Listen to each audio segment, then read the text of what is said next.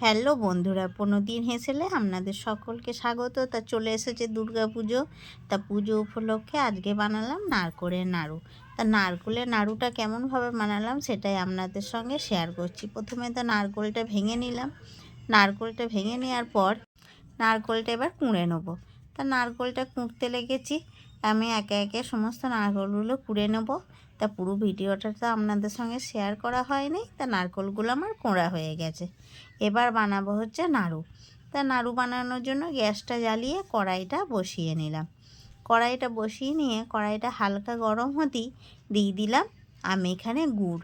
যেহেতু এখানকার গুড় তো একটু ডেলা পাকানো, তা গুড়গুলোকে আমি প্রথমে খুন্তির সাহায্যে ভেঙে ভেঙে একটুখানি নরম করে নেব। তা এইভাবে আমি ভেঙে ভেঙে নরম করে নিচ্ছি।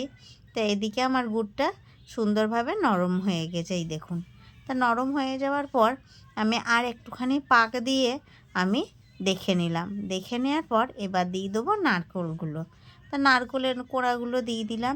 দিয়ে ভালো করে নাড়াচাড়া করে গুড়ের সঙ্গে মাখিয়ে নিলাম। অনেকেই অনেক রকমভাবে নাড়ু বানায়। তাই এইভাবেই আমি আমার মায়ের কাছ থেকে শিখেছি। তাই এইভাবেই আমি বানাই। তারপরে আমি ভালো করে নাড়িয়ে নিয়ে এবার আমি সুন্দর করে পাক হতে দেবো। যতক্ষণ না ভালোভাবে পাক হবে ততক্ষণ আমি খুন্তির সাহায্যে নেড়েই যাব, যাতে তলাটায় না লেগে যায়।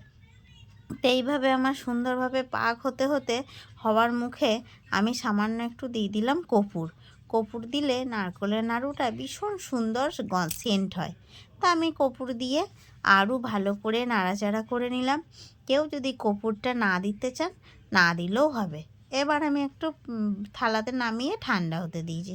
ঠান্ডা হয়ে গেছে। এবার আমি একটা একটা করে নাড়ুগুলো পাকিয়ে নেব। তা প্রথমে একটু হাতে জল দিয়ে দিলাম। জল দিয়ে নাড়ুগুলো এরকম করে একটুখানি নিলাম, নিয়ে গোল গোল করে পাকিয়ে ফেলাম। তা এইভাবে আমার বন্ধুরা সমস্ত নাড়ুগুলো পাকানো হয়ে গেছে।